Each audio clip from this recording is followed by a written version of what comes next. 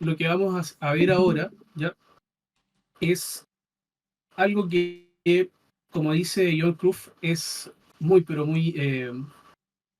siempre se busca mucho jugar al fútbol simple, pero jugar al fútbol simple no es simple, ¿no?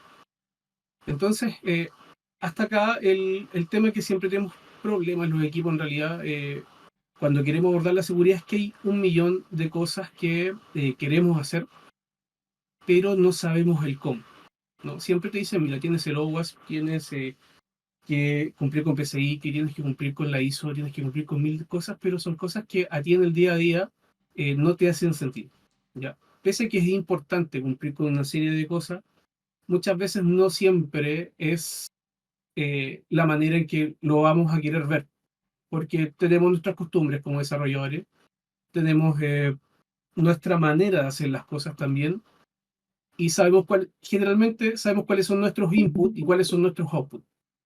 Entonces, la charla hoy día va justamente a eh, cómo poder abordar esta piedra en el zapato, porque nos hace más lento los sprint, nos frenan los pasos de producción, ¿ya? Pero cómo abordarlo de una manera un poco más amistosa y que se nos haga más cercano.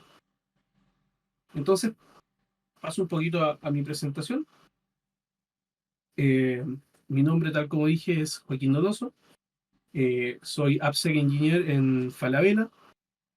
Tengo pasado como desarrollador, también como consultor informático. He hecho un montón de cosas en menos DevOps. Es lo último que me falta hacer. ¿Ya? Entonces, bueno, pueden encontrarme en mi LinkedIn, que está ahí. Y bien, frente a este tema, ¿qué vamos a hablar hoy? Vamos a hablar de algunas buenas prácticas. Vamos a hablar sobre el qué debo proteger, que ese capítulo es muy importante y ahí vamos a ver por qué. El cómo debo proteger y dónde debo comenzar.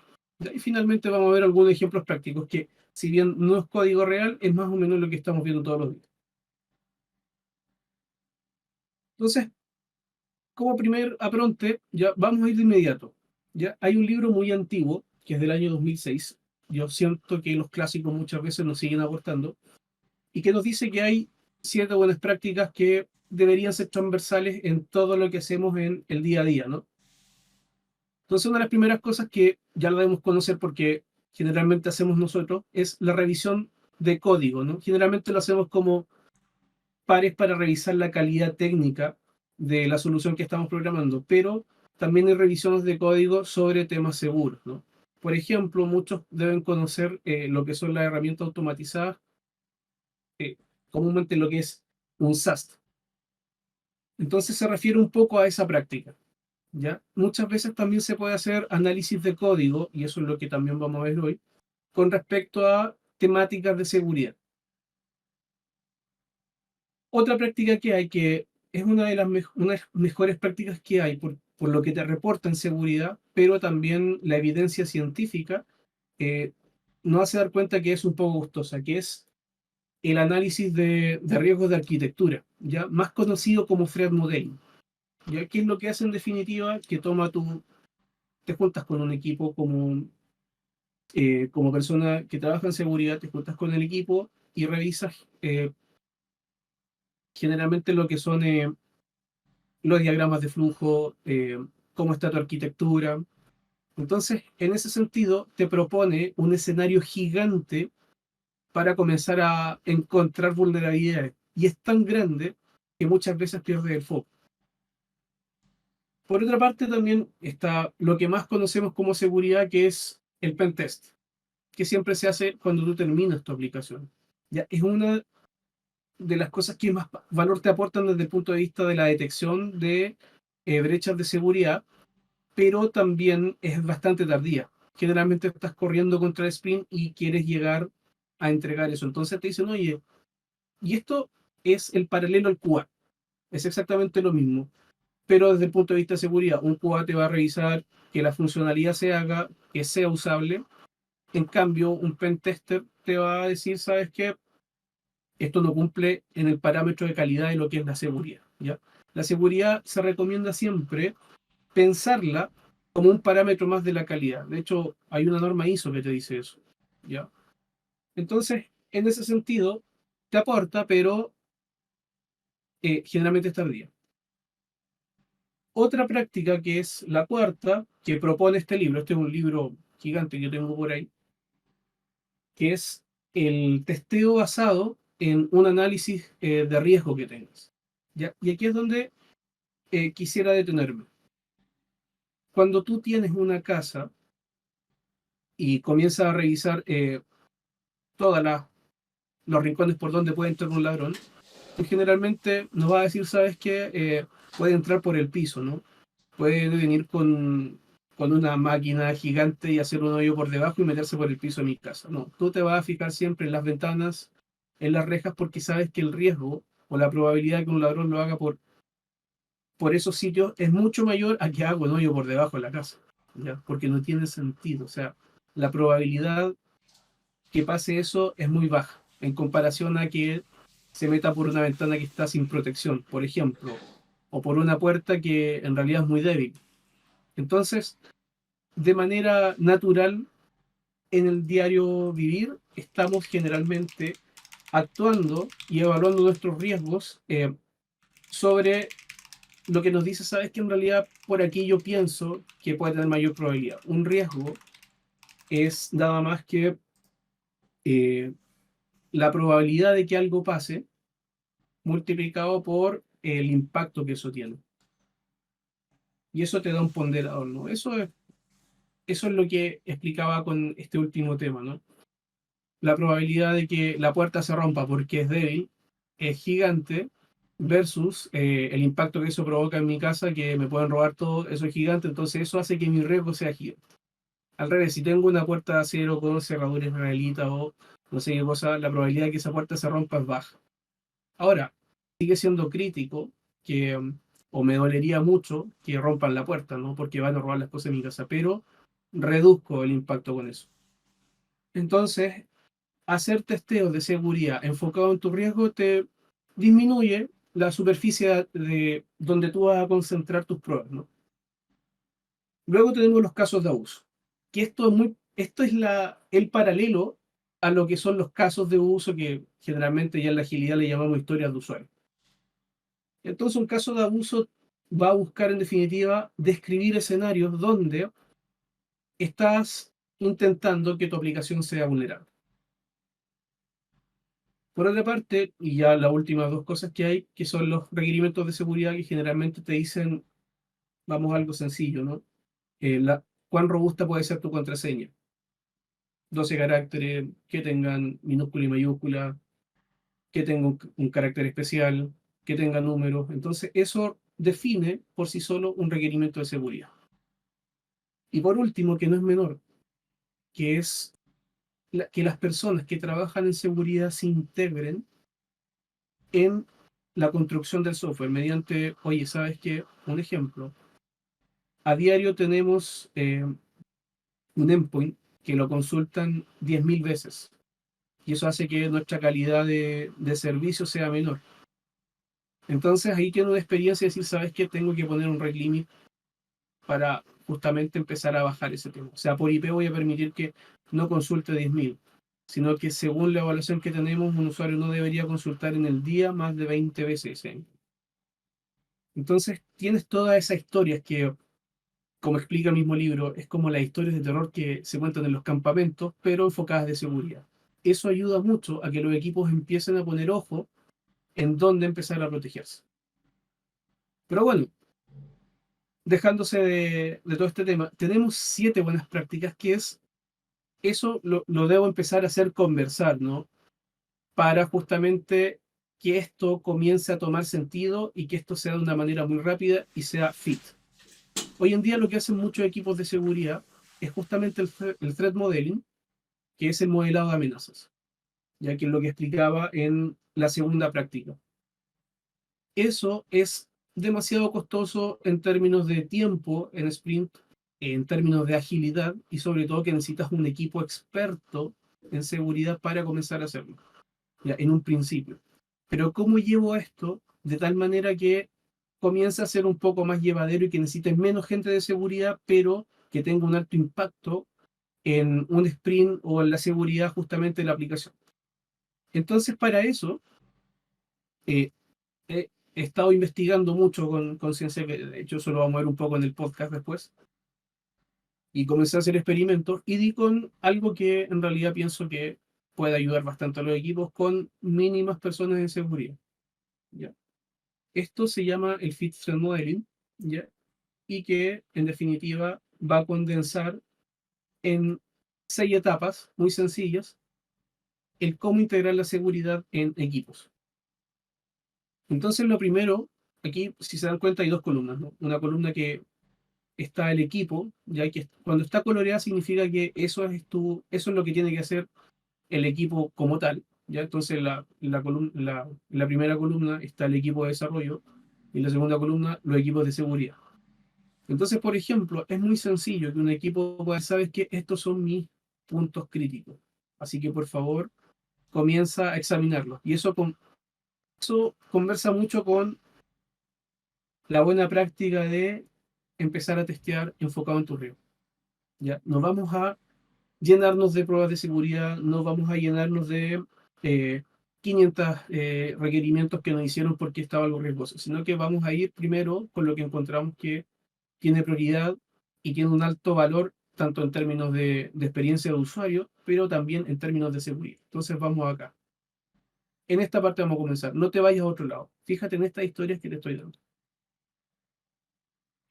Lo siguiente, que esto sí lo haría un equipo de seguridad, que es analizar el código buscando estas vulnerabilidades, ¿no? Estas debilidades que tengo acá. Y conjunto con eso, establecer un entrenamiento que sea ad hoc a estas debilidades que voy encontrando. Ya, el entrenamiento en sí se compone, después lo vamos a escribir, de 3 partes, ¿no? Pero que son 3 partes que, si se van a dar cuenta ahora, que es muy sencillo de entender. Para luego, una vez que ya está completado ese training, hacer la revisión y la comprensión de estas debilidades con el equipo. De tal manera que podamos hacer un traspaso mediante historias de usuario al backlog y podamos remediar y al finalmente decimos, bueno, mira, ¿sabes qué? Frente a todo esto que encontramos, ya lo reparamos.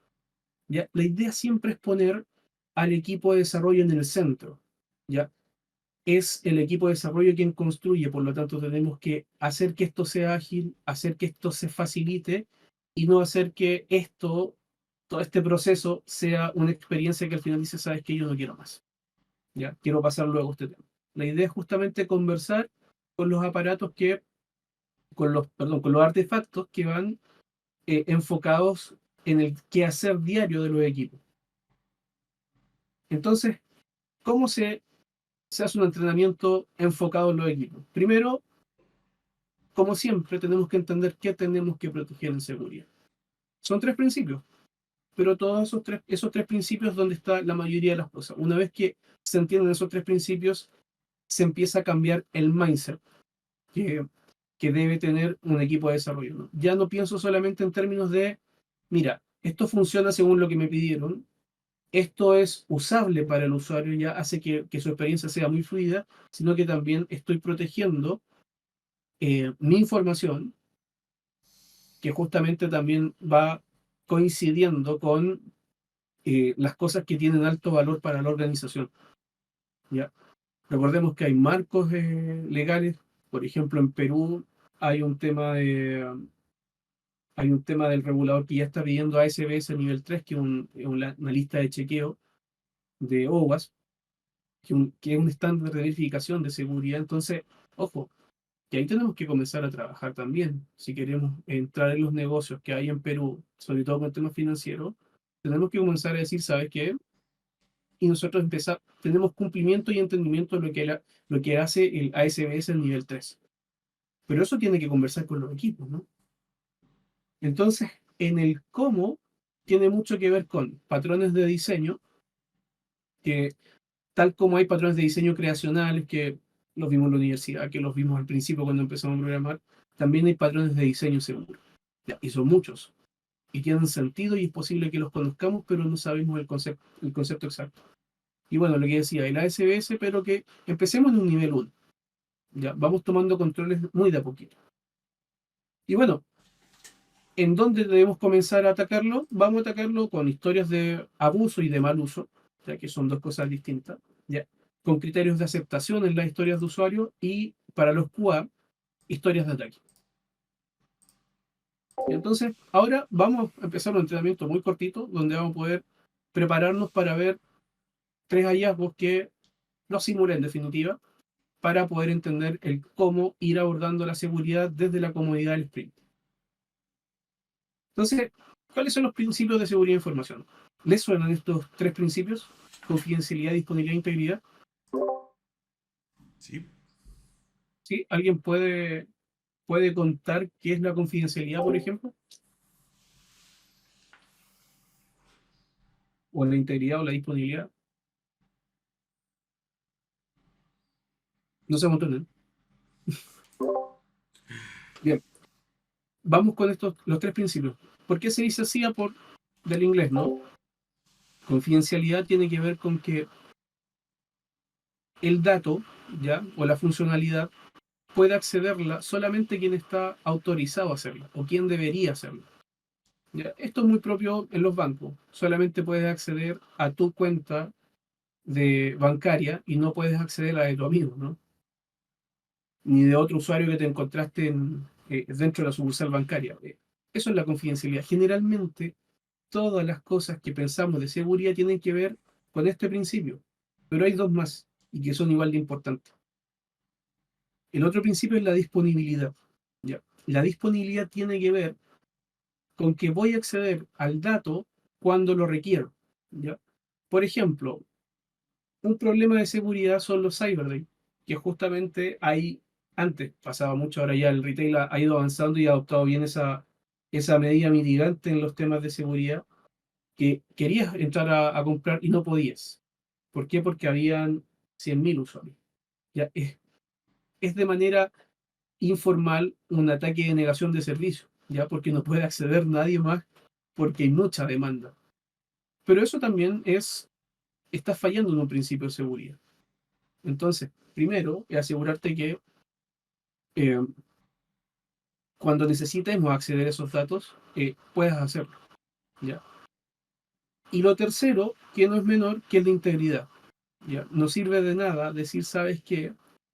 Esta persona transfirió $1.000 a la cuenta de otra persona, pero no tengo cómo identificar a quién se transfirió. Solamente tengo que te sacaron $1.000.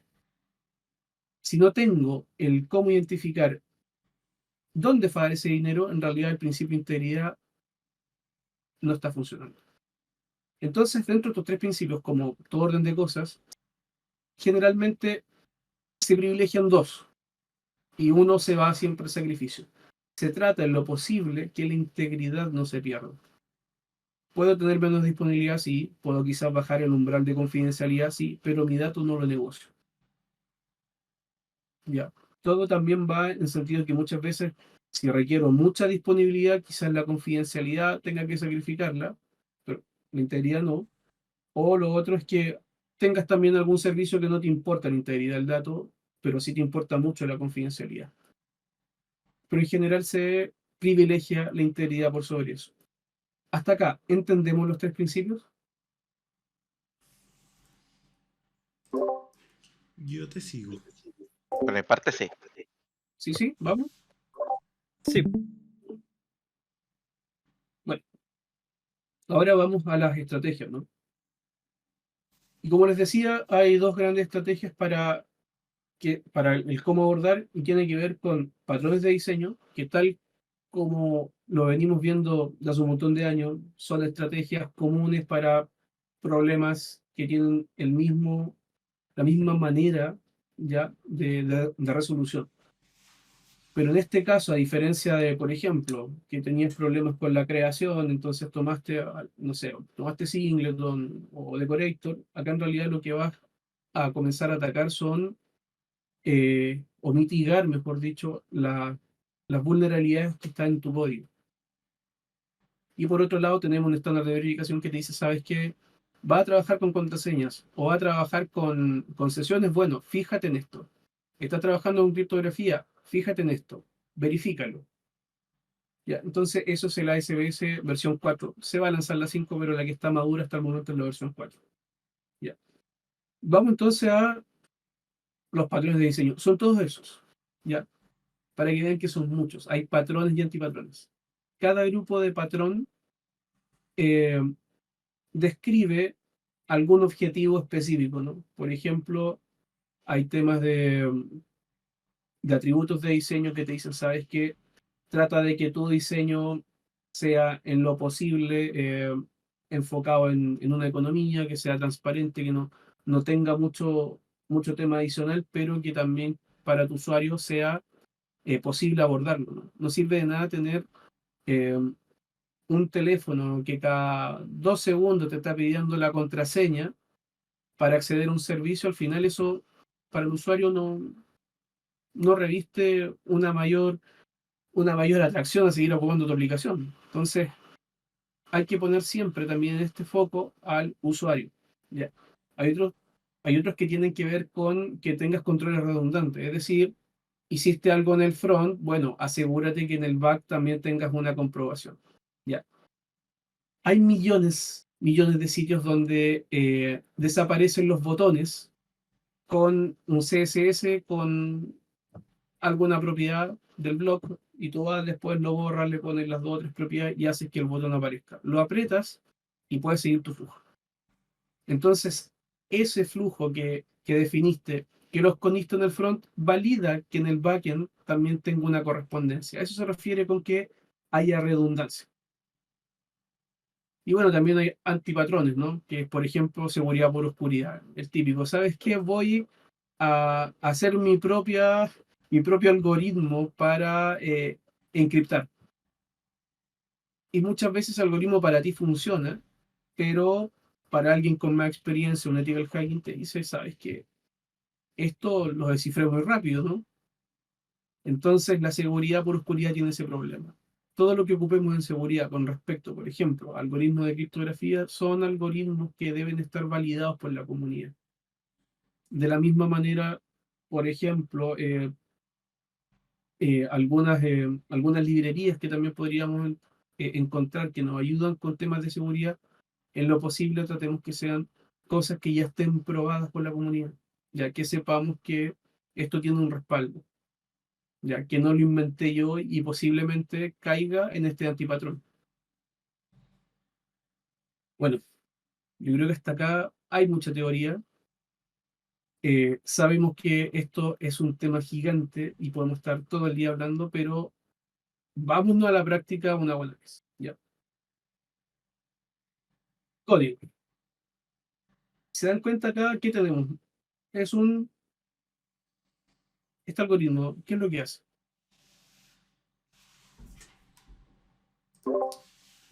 Crea una cuenta de usuario, cambia el password, eh, hace que cambie la contraseña. eh, sí, o sea, le pide, o sea, hace que para el siguiente inicio de sesión cambie la contraseña y le dice un mensaje de cuenta creada. Correcto, ¿cierto? Esto, esto para nosotros es pan de cada día, ¿no? Cuando muchas veces tenemos que interactuar con un API, ya que para crear alguna contraseña, y generalmente las APIs son enfocadas en microservicios, ¿no? Oye, crea esta cuenta, se te da esta password, ¿ya? Y la siguiente vez hace que esta cuenta, eh, de una buena vez, cambie esta contraseña temporal que le di, ¿no? Esto pasa, para nosotros es transparente, vas a crear una cuenta en Google, te pide eso, y para ti es transparente. El tema es que cuando me toca programarlo, eso que está ahí tiene algún error en su concepción que ustedes ven.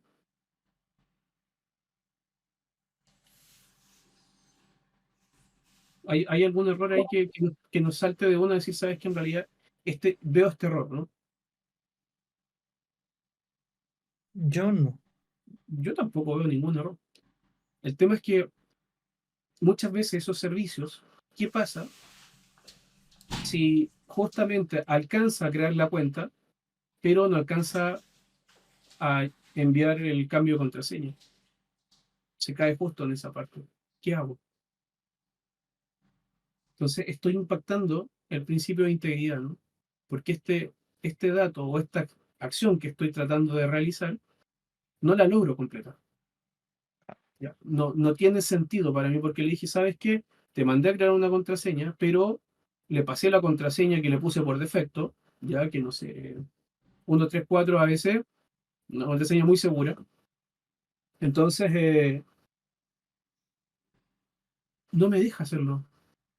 Ahí me dicen que falta un try catch. Sí, efectivamente, falta un try catch. Puede ser.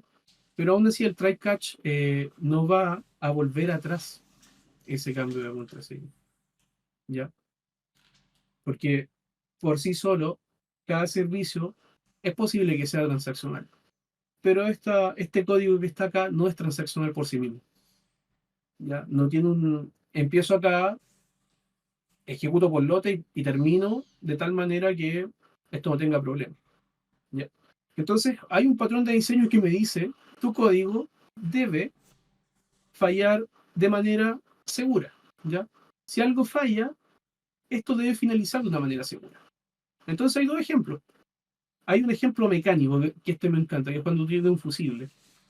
¿Ya? Si está pasando, si hay una sobrecarga en el sistema, ese filamento se empieza a recalentar y en un momento detecta de manera física que si sigue pasando corriente, el sistema puede verse dañado. Entonces, ¿qué es lo que hace? Corta. Entonces, el sistema, en este caso, un auto, ¿ya? O alguna maquinaria, no quema la placa, que puede ser alguno de los componentes, no quema un sensor, o simplemente deja de funcionar porque hay una sobrecarga. Otro que también falla de manera segura son los cajeros automáticos. ¿Ya? Si hay alguien que, por ese motivo, fue a sacar dinero y el cajero perdió la conexión, ¿ya? A la persona que viene después, porque el primero le va a devolver la tarjeta, le dice, toma, ¿sabes qué? Yo no logré eh, completar tu transacción, ¿ya? Así que toma, aquí está tu tarjeta, llévatela. Pero la persona que viene después le dice, ¿sabes qué? Yo no estoy disponible para hacer ninguna transacción más. Ya, estoy fallando de manera segura. Es decir, te estoy diciendo, no vas a poner tu tarjeta porque no te voy a... Si lo hago y te entrego dinero, quizás después, ¿cómo me recupero? Si no le mando de inmediato la información al banco y me rompen. Perdí tu transacción, ¿ya? Entonces no desconté dinero de tu cuenta, sí desconté efectivo del banco, pero no tengo cómo trazar eso. Entonces estoy vulnerando la integridad. Entonces, ahí hay dos maneras en que eso pasa de... Hay una falla y este diseño nos permitiría decir, ¿sabes qué? Acá podemos hacerlo de mejor manera, ¿no? Entonces, ¿cómo llevamos eso al sprint? ¿Cómo llevamos eso a un backlog? Y eh, aquí es donde se pone feliz el Scrum Master. ¿Ya? Entonces, una manera es a través de una historia de manos, ya que como usuario con acceso a la API, quiero crear una cuenta de usuario, ya que falle el proceso antes de la condición de cambio de password. Entonces, cuando hago esto, puedo hacer que falle de manera a propósito. Por ejemplo, llamar un servicio que tenga bug data, ya que me responda algún error o simplemente se cuelgue, ¿ya? Y justamente para probar que el sistema vuelva atrás en la creación de la cuenta, que esto va a depender mucho del negocio, ¿no? O algunos te van a decir, ¿sabes qué? Efectivamente, no creé la cuenta, no hice nada, ¿ya? O bien, eh, esto lo mando a un proceso que me va a chequear todo el tema del error y después lo va a sacar de manera masiva. Así que eso no te preocupa. Entonces va a depender mucho de tu lógica, pero esta sería una manera de cómo abordar ese problema del servicio que para nosotros funciona muy bien, pero a nivel de completar tu transacción no funciona tan bien. Entonces, podemos ir con los criterios de aceptación también, ¿ya? Que la cuenta está creada, pero la deshabilité, ¿ya? Que los datos de esta cuenta ya los registro en una tabla temporal, ya, para hacer una corrección masiva con algún proceso, ya que se ejecute en algún momento, ya, y que este proceso de creación masiva eh, justamente va y crea la cuenta que se hizo fallar en algún momento. Entonces, esa es una manera de cómo llevar este problema de seguridad a tu backlog. Y esto conversa mucho más con lo que hace un desarrollador.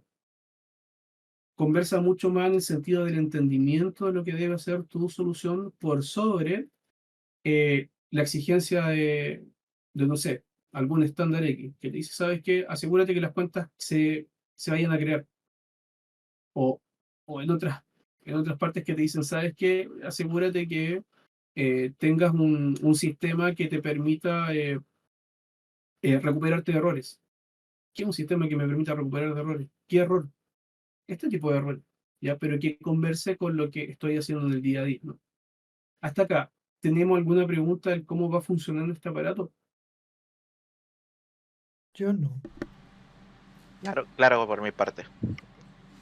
Ok. Vamos a ver un siguiente ejemplo. ¿Ya? Acá pasa lo mismo. ¿Ya? ¿Se dan cuenta qué es lo que está retornando? Aquí ya vamos derecho. Ya olvidémonos de la transacción que falló. ¿Ya? ¿Qué es lo que está retornando?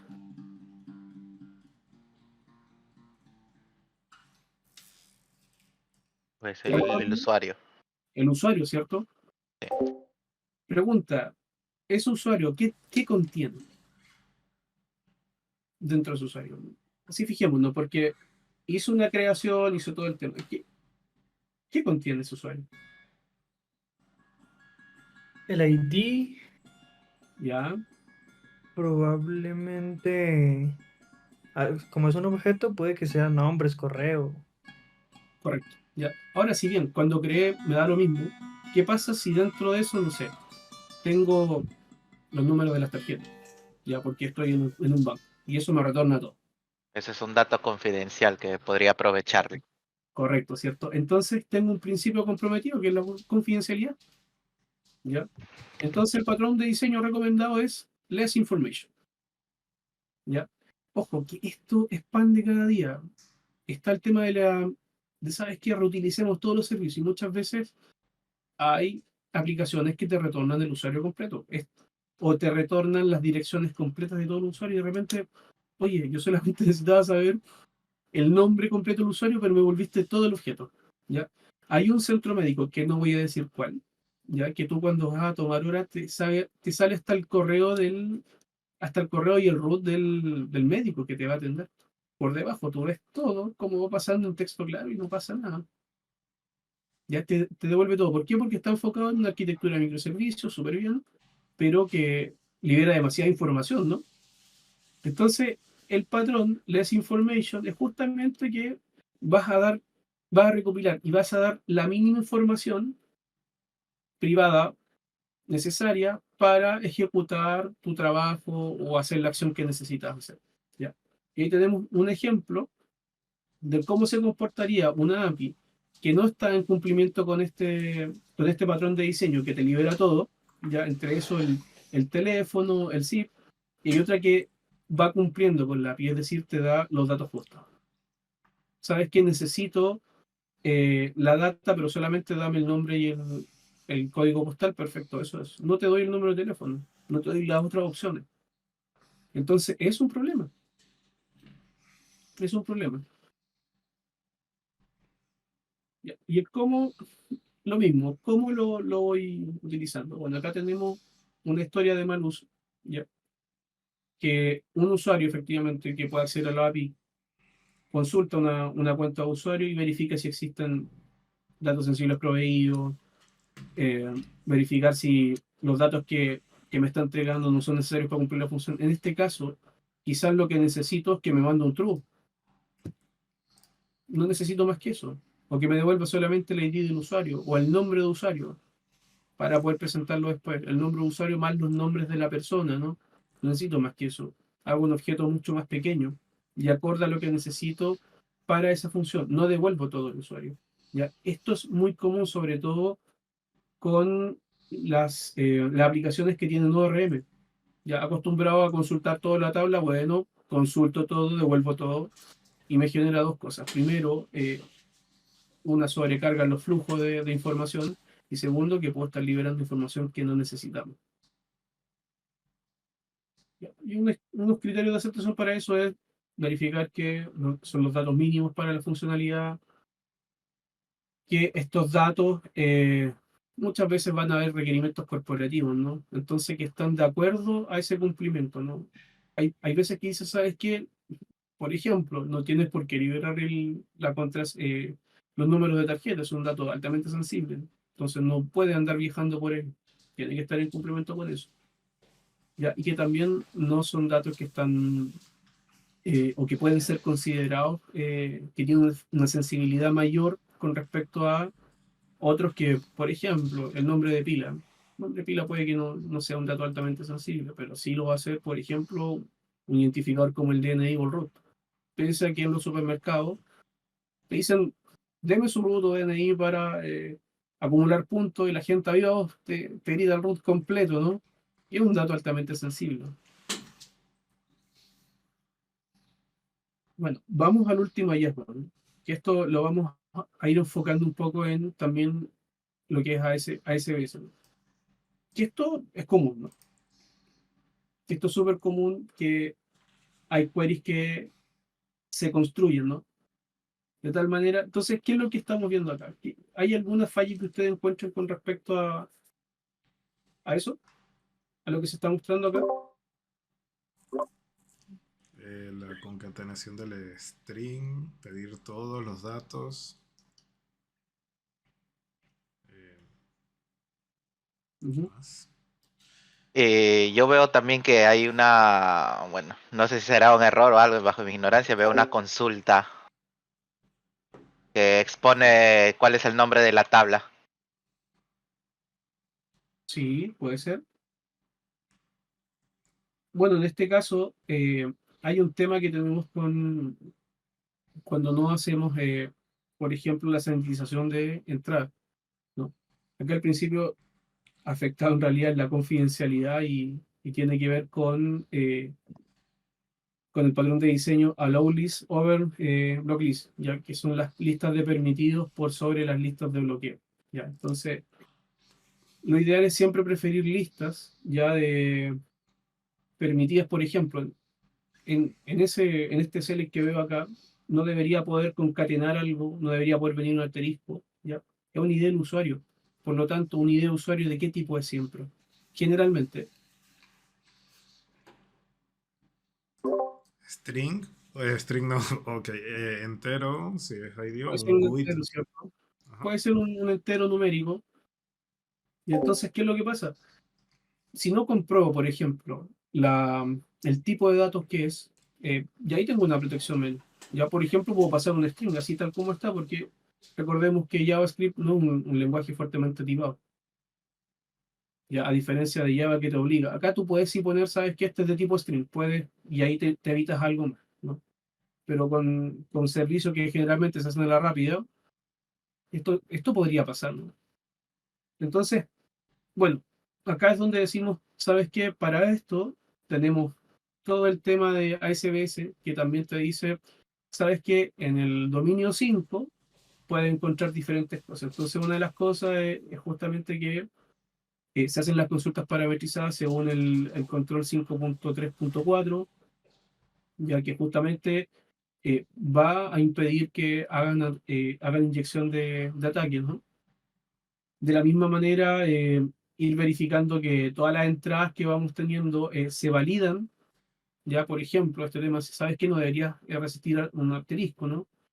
Porque de esa manera, si voy y concateno otras instrucciones, también incluso puedo tener la versión del modelo, perdón, del motor de base de datos y en eso quizá haya alguna vulnerabilidad específica para esa versión. Segundo, que prender la luz. Ahí sí, me vuelvo. Entonces, si nos damos cuenta, también nos ayuda un poco lo que es el ASBS con una serie de controles que no hay que escribir la rueda. Hay mucha gente que dice, ¿sabes qué? Vamos a hacer controles ad hoc para nuestra aplicación y vamos a ir a seguridad y que nos escriban todos los requerimientos últimamente que han visto. Ya están. Ya. Ahora pueden haber algunos más, sí, estamos de acuerdo. Pero si ya está, ocupémoslo, ¿no? Y vamos viendo de estos 278 controles que hay, vamos viendo cuáles son los que generalmente me van a servir, ¿no? Entonces, bueno, ¿cómo llevamos eso? Es lo mismo, o sea, tenemos una historia ahora de uso, ¿no? Que voy a consultar una cuenta con parámetros adicionales en el formulario, ¿ya? Y voy a, ¿qué es lo que quisiera para probar justamente que el sistema me puede, acá son distintos caminos según tu negocio, que va a rechazar la solicitud, ¿ya? Que sanitiza las variables para poder hacer bien la consulta. Entonces, va a depender el sabor de lo que tú quieras hacer, ¿no? Pero hay dos maneras en donde tú podrías responder a lo mismo, y para eso está, ¿no? Y bueno, ¿qué criterios de aceptación hay? Bueno, que la cuenta no la pudiste consultar y, muy importante, mensajes genéricos de rechazo. ¿Ya? También aporta mucho a un hacker que tú le des, por ejemplo, la traza ajena. Y esto es pan de cada día, darle la traza completa de un try catch, ¿ya? De un error. Eso también le aporta información. Ah, ¿sabes qué? Mira, acá hay un problema de, no sé, de que tuvo un problema de tipo de datos. Ah, perfecto. Entonces esto está sanitizado en el tipo, o sea, está fuertemente tipada la variable. Entonces, ¿qué pasa si pruebo esto? Entonces, por favor, hacer que los mensajes genéricos de rechazo no te describan algo adicional. ¿Ya? Eso también es un patrón de diseño. ¿Ya?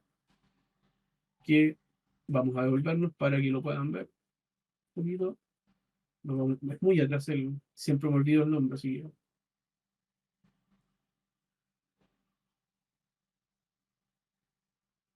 el patrón de diseño en este caso es Reluctance to Trust, que justamente hacer que esto no sea tan evidente, ¿no? Que el ataque o sea, que el cómo se va desempeñando tu aplicación no sea tan sencillo eh, de poder decir, ah, mira, esto va por acá, ¿no? Trata de que tus mensajes de error sean lo más sencillos y no tan descriptivos. Por ejemplo, cuando te falla el usuario y contraseña, te dice, oye, no pudiste ingresar a tu cuenta y está bien. Pero no te dice en ningún momento, tu usuario no existe. Porque eso permite que empiecen a hacer enumeración, ¿no? Que empiecen a consultar muchas veces hasta que des con un usuario válido. Ya tampoco te dice tu contraseña falló, pero tu correo está bien. No, simplemente te dice error en el inicio de sesión. ¿Ya? Entonces, o muchas veces te pasa si estás. Oye, pero ¿sabes algo que están haciendo que uno pensaría que que puede ser inseguro? Es, eh, esta es una contraseña antigua o te hacen un recordatorio. Recuerda que cambiaste la contraseña hace poco. Sí, eso lo usa, creo, Facebook.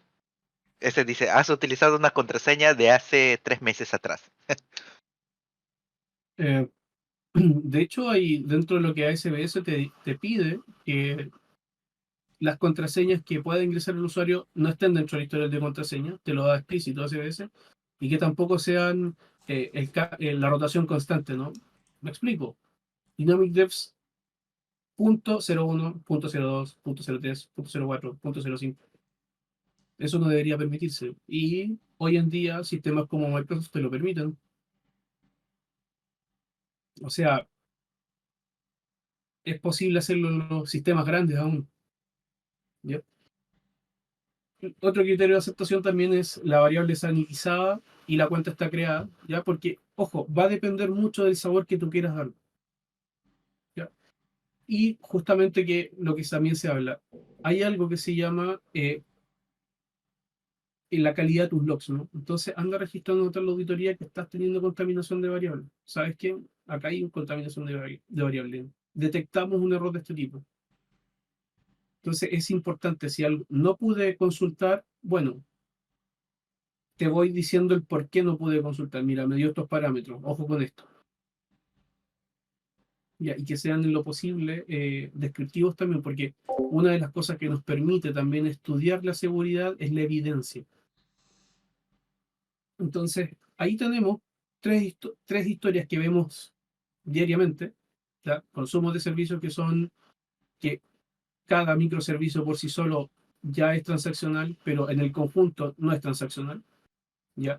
También tenemos un tema de que estamos liberando más de lo que necesitamos y lo tercero es que tenemos consulta, y no solamente consulta, con este tema de DevOps también hay muchas cosas que te ejecutan directo un comando, también podemos tener una contaminación de comando.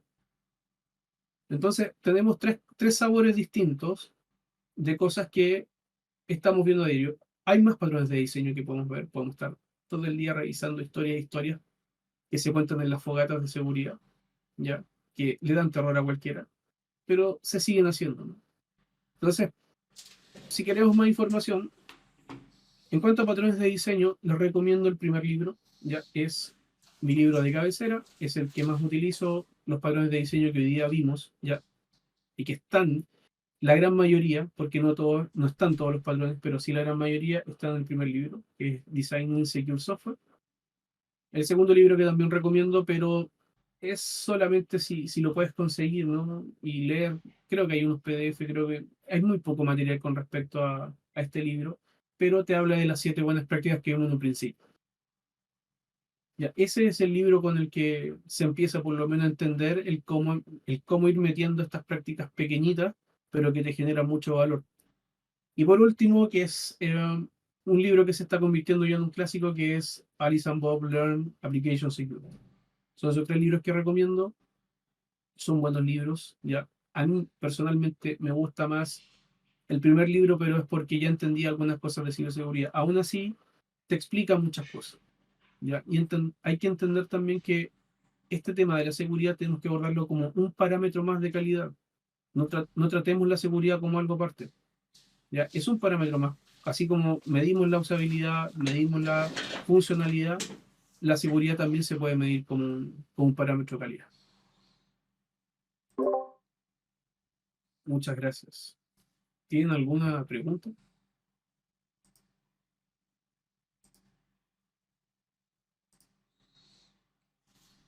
Em, yo voy a acotar un poco de, o sea, cómo has llevado estas prácticas a tu entorno de trabajo y a los equipos de desarrollo. Si bien eres, o sea, estás como AppSec, también me imagino que tu realidad está con equipos de desarrollo por un lado y seguridad por otro, o no es así. Sí, efectivamente es así. De hecho, esta idea de hacer un Fit Threat Modeling parte de eso. Ya, porque hay reguladores que te dicen, ¿sabes qué? Necesitas hacer un threat modeling. Pero para hacer un threat modeling necesitas un equipo gigante de seguridad, necesitas muchas sesiones, y eso para los equipos no es abordable. Imagínate un TL que está 3 reuniones justamente revisando la arquitectura mientras le hace preguntas a un arquitecto, y hay alguien de desarrollo seguro que también te hace preguntas sobre el código. No es viable en ese sentido poder hacer algo tan gigante para un sprint que dura 2 semanas, y luego necesitas comenzar a decir, ¿sabes qué? Acá hay una falla. Entonces es mucho más sencillo que los mismos equipos vayan decidiendo dónde está su riesgo para ese sprint. ¿Sabes que aquí yo veo que pueden haber riesgos de seguridad? Una vez que ya empiezas a recibir este entrenamiento, ya que acá lo vimos, o sea, el entrenamiento que se hace es ad hoc. Te digo dónde estás fallando y te digo cuál es tu patrón de diseño, el por qué estás fallando, y mira, esta historia de abuso podría haberse modelado de esta manera. Fíjate en estos requerimientos que tiene SBS, es decir, va al hueso, a decirte, sabes que en esto lo puedes mejorar. Entonces, esa es la experiencia que he ido teniendo con los equipos, ¿no? Que es justamente hablar el lenguaje que me hubiese gustado que me hablaran cuando tenía que ver un tema de seguridad como desarrollador. ¿Ya? No me sirve que venga un informe de 500 páginas y empezar a leer el informe, ¿no? Necesitamos ganar tiempo, tiene que ser ágil. Entonces, vamos al hueso. Sepamos qué hay que hacer, sepamos dónde hay que hacerlo, y lo importante es que tu mindset la siguiente vez ya lo necesitas. Por ejemplo, a veces han habido código donde no está sanitizado, y después voy y reviso otras funciones y me doy cuenta que ya sanitizaron la entrada en todos lados. Entonces, ese tipo de cosas son las que dicen, sí, sabes que este es el camino correcto. Ya, es hablar directamente con los equipos de desarrollo y no pasar por 5 o 6 filtros, ¿no? Hablaste de casos de abuso. ¿Los Sí, casos de abuso derivan siempre de un caso de uso? No sé si sí, lo entendí. sí, sí, sí, sí. Mira, por ejemplo, el caso más práctico que hay es, un caso de abuso es el tema el tema de una llave para hacer echar a andar tu auto. ¿Ya? Quien en realidad quiere tener tu llave es una persona externa, eh, que quiere usar tu llave para justamente robar tu auto. Entonces, el caso de uso formal es el usuario toma la llave y echa a andar el auto para salir a recorrer su camino. El caso de abuso tiene que ver con un usuario eh, logra robar la llave desde el bolsillo de un usuario y luego echa a andar el auto. Entonces, ¿cuál sería el, la contramedida? Es que, no sé, tengas un sensor de proximidad, que a veces lo ven, ¿no? Que si no está el sensor de proximidad y solamente tienes la llave, no anda. Entonces ahí tienes un caso de abuso. Un caso de abuso generalmente viene con un caso de uso. Lo mismo un caso de mal uso, ya que es el misuse case en inglés y el otro es el abuse case. Ya, tienes dos sabores distintos.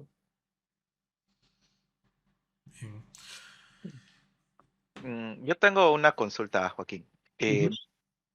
Yo, o sea, como actualmente desempeño el rol de QA y, o sea, este tipo de, en el ciclo de vida del desarrollo de software, ¿en qué parte lleva la identificación de estos errores en el código que, o sea, impactan, ¿no? La integridad, la confidencialidad, ¿no? O sea, se prueba ya cuando ya está, digamos, en la fase de test o antes, mientras se está codificando. Mira, tienes todos los sabores que quieras. Yo hoy día te mostré algo que podrías aplicar una vez que te reportaron el caso, ¿ya? Pero también sirve cuando estás revisando, por ejemplo, estás, estás preparando el sprint, ¿no? En las ceremonias previas, donde refinan la historia. ¿Sabes qué? Mira, pero ¿sabes? El mismo ejemplo que ponía, el tema del botón. Ya, pero ¿sabes qué? Por favor, revisa que este botón, si bien lo puedes desactivar por el F2 o lo puedes activar, que en el backend tengas el control, ¿no? Lo mismo, por ejemplo, hay otros controles donde puedes acceder a un crédito preaprobado. Y te dice, ¿sabes qué? Tienes, no sé, 2 millones de pesos para sacarlos como avance. Entonces, en este caso tú puedes decir, ok, perfecto, eso es lo que me dice el frontend, ya que el dato que va a viajar y que te lo muestra en pantalla. Pero ¿qué pasa si intervengo el DOM o bien si intervengo la interacción con la API, pongo algún dispositivo, algún mecanismo de escucha para un man in the middle y logro cambiar que no sean 2 millones, que sean 15 millones? Y eso se va al backend.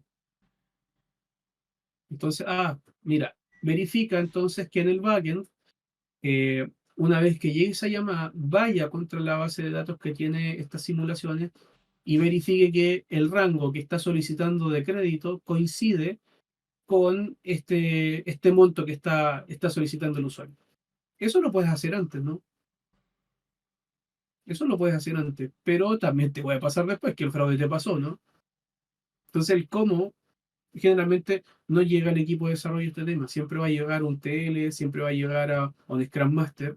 Entonces, el que tiene que escribir la historia es el Scrum Master. Entonces, por donde venga, puedes abordarlo antes, los refinamientos. Toma un poco las palabras que me decía John, pero estas cosas las sabe un senior, ¿no? No necesitas un ingeniero de seguridad en aplicaciones, que en este es mi caso, ¿no? Pero yo tenía un puesto senior. Ya recibí entrenamiento de seguridad, siempre me gustó la seguridad, y para mí fue natural la opción. Pero esto, efectivamente, la experiencia en estas historias de terror de seguridad es lo que te va afinando el ojo en dónde deberías comenzar a decir, ¿sabes qué? Hay que echarle a andar por este lado, ¿no? Entonces puedes hacerlo en cualquier siglo. Mira, generalmente se pueden describir en tres partes, que es al inicio del sprint, ya que es cuando ese refinamiento, ya. Luego en las fases de testeo, que puede ser desde que probaron de manera cruzada con algún desarrollador, o lo probó el QA, o lo probó un ethical, ya entonces es previo al release. Ambas son previo al release. Y el tercer caso, que es el peor, ya, que también se divide en dos. Uno, que hay un red team que constantemente está probando y se da cuenta de esto y te avisa antes que hay un fraude, o bien el fraude ya fue. Y ya te cayeron con todo y dicen, ¿sabes qué? En realidad un incidente de seguridad tienes que arreglarlo muy luego. Entonces, tienes cuatro escenarios posibles, dos que son antes del release, dos que son después del release. Uno tiene consecuencias fatales. Entonces, de 4, tienes 3 escenarios donde puedes recuperarte antes. Pero 2 son de manera casi previa a que venga un equipo externo a revisarte, ¿no? Porque el segundo caso, que es el tema de la revisión, ya sea del QA o de un ethical, ya cuando es un ethical puede ser alguien ya externo. Pero el equipo tiene 4 oportunidades para reponerse el error, pero hay 3 donde antes que eso al negocio le cueste un peso. Entiendo, entiendo. Entonces, también sería recomendable, o sea, obvio, es inevitable de que ocurra ya en el release este tipo de cosas, pero es recomendable también detectarlo tempranamente, ¿no? Tanto en el planteamiento mientras se está construyendo, ¿no? Correcto. De hecho, la idea justamente de hacer historias de usuario es justamente hacerlo antes. Para eso es que queda en el backlog, ¿no? Muchas gracias, lo tengo clarísimo. Gracias a ti por la pregunta, Emanuel.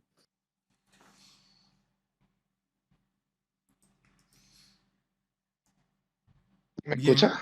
Sí, sí, te escucho eso. Sí. Una pregunta y como un poco más de tu experiencia, porque como que te ha tocado un poco vivir el modelo, como las dos caras del modelo, ¿verdad? El modelo como más tradicional del threat modeling y las grandes equipos de ciberseguridad que te mandan el informe de 500 páginas, y ahora un poco este modelo. Entonces mi pregunta es, ¿cómo ha sido la experiencia en la transición a este nuevo modelo, como en la adherencia de los desarrolladores a esta práctica? Y partiendo desde ahí, ¿dónde has encontrado como los desafíos más importantes? Como qué es lo que más ha costado. Mira, lo que más me costó fue poder convencerme, porque el Ok, threat modeling es una práctica que está pero transversal en la industria. Y es lo mejor, todos te venden threat modeling. Entonces, si sabes que es que eso no le hace sentido. Eso nos gasta mucho tiempo. Es que dime dónde, no hay evidencia. Entonces el desafío fue buscar evidencia en los papers. Entonces tuve que meterme a investigar de manera científica, ¿no? Hasta que llegué a un paper que proponía las prácticas de seguridad, ya, pero enfocado en dos costos, en el costo de agilidad y en el costo económico. Entonces empecé a leer, bueno, mira, ¿sabes qué? Y hay cosas que son interesantes, ¿no? Que, mira, una de las cosas que efectivamente más aporta a la seguridad y a la agilidad en los equipos es justamente el entrenamiento de seguridad. Entonces, tomé algo de eso y dije, bueno, lo vamos a poner acá. Pero tiene que ser ad hoc. No puedo pasarle un curso de 3 horas, sino que tiene que ser ad hoc a lo que estoy encontrando. Por otra parte, voy a preguntarle a los equipos, que eso también decía, eso es por literatura, ¿no? Que te dice, ¿sabes qué? Hazlo enfocado en los riesgos, porque eso te genera un ahorro de tiempo enorme. Entonces no vas a... Ahora, ojo, que se le puede pasar un endpoint que en realidad era crítico, pero si el equipo no lo declaró, no consideró que fuera tan riesgoso, ok, es un gasto que podemos pagar, pero es algo que en definitiva el impacto que da esta práctica es a nivel del cómo el desarrollador empieza a pensar. Que eso es lo que es el paradigma que tenemos hoy en día, ¿no? Que es developer first. ¿Ya? Es primero el desarrollador, es primero el equipo. Si al final el que construye valor es el desarrollador, seguridad te va a frenar. Entonces, la experiencia va enfocada en eso, ¿no? Lo que más me ha costado es dar con este tema. Sabes que vamos a concentrar lo mejor de los dos mundos, siguiendo, le vamos a seguir llamando threat modeling porque en definitiva estamos modelando algunas amenazas, pero de manera implícita. No estamos diciéndole al desarrollador, sabes que vamos a modelar amenazas, vamos a categorizar con Street y DREA y vamos a traer un modelo pasta. No le estamos dando tanta carga porque es mucha teoría, es mucha información para un TL que quiere ajustar esto en 1 hora. Porque en media hora más ha hecho una reunión con un arquitecto, tiene que programar alguna funcionalidad, luego al otro día tiene que juntarse con un cliente, entonces tenemos que adaptarnos, ¿ya? No podemos hacer que seguridad tome el 80% del tiempo de sprint, a lo menos que sea un fraude que tienes que repararlo. En el común de los días apuntemos al día el 20%, pero aprovechar ese 10-20% del equipo para que comience a entrenarse, que es una de las cosas que más te aporta seguridad, ¿ya? Una de las cosas que no te aporta mucho es la reportería, pero ahí el análisis fue el siguiente, cuando vi ese paper, ¿sabes qué no aporta mucho la reportería? Pero puedes pivotear decisiones con eso. mira, ¿sabes qué? Tengo, no sé, según los plugins de seguridad, tengo esto que se está repitiendo mucho. Entonces voy a ir a su unidad de negocios porque quizás puedo filtrar, puedo hacer algunas consultas, y voy a ir a esa unidad de negocios y voy a hacer un workshop con respecto a esto. ¿Ya? Y voy a tomar quizás 1 o 2 repos por equipo y les voy a explicar cómo eh, deben reparar esta vulnerabilidad. Entonces, eso es lo que cuesta mucho, ¿no? Que la ciencia, que la parte científica, ¿no? De todos estos investigadores que están haciendo cosas, eso empieza a permear en la industria, es muy difícil. Ya porque no tenemos la cultura de ir allá, sino que estamos acostumbrados a ir a un workshop de tecnología y aprendemos la tecnología que está de moda. ¿Ya? Porque la seguridad hasta el día de hoy no está metida 100% en el ADN de un desarrollador. Pero también, no solamente en seguridad, sino que también estamos descuidando otras cosas interesantes que vienen de la industria, ¿no? Que es el tema más científico, ¿no? Y hay muchas cosas buenas. Hay demasiadas cosas buenas e interesantes que, de hecho, este tema del Fixed Threat Modeling viene de ahí. Viene de haber leído papers, de haber podido buscar evidencia cuando me decían, oye, pero es que te tiene sentido. Mira, acá hay un paper que es reciente, que me indica esto. Mira, acá hay un montón de cosas, una serie de prácticas y roles que pueden interferir en la seguridad. Esto es lo que está haciendo la industria hoy en día. Esto es lo que hace la ciencia. Entonces, eso ha sido difícil. ¿Ya? Encontrar argumentos válidos para poder decir, tenemos que hacer sentido dónde están las trincheras y no llegar con el látigo a pedir, por favor, implementame de inmediato esto porque lo digo y te puedo parar tu paso de producción. Entonces eso ha sido ese yo creo que ha sido el mayor desafío, ¿no? Hacer que todo esto tenga sentido para los equipos y no sea al revés, ¿ya? Que la seguridad tenga sentido para quien desarrolla la solución. Súper. Gracias, Joaquín. Está potente esa declaración. Bien. Y así, Bueno, John, Joaquín, muchas gracias por tu tiempo y dedicarte a venir acá con nosotros a darnos tu conocimiento, tu experiencia. Ha sido muy agradable tenerte acá, pero que sea más seguido. Y bueno, gracias a los chicos también por asistir. Recuerden que cualquier duda pueden ir con Joaquín aquí en los canales de la comunidad. Y también solicitarle la presentación a aquellos que la necesiten.